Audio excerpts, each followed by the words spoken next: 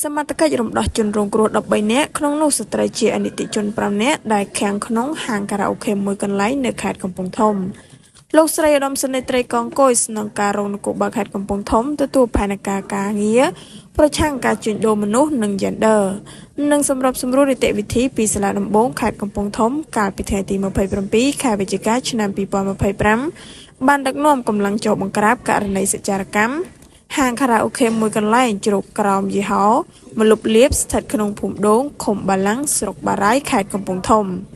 ជាលទ្ធផលនៃកិច្ចប្រតិបត្តិការសមត្ថកិច្ចជំនាញបានធ្វើការឃាត់ខ្លួនជនសង្ស័យម្នាក់ឈ្មោះវីសុខី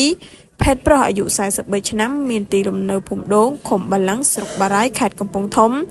ដែលជាម្ចាស់ទីតាំងព្រមទាំងរំដោះជនរងគ្រោះបានចំនួន8នាក់ស្រីអនិច្ចជនចំនួន5នាក់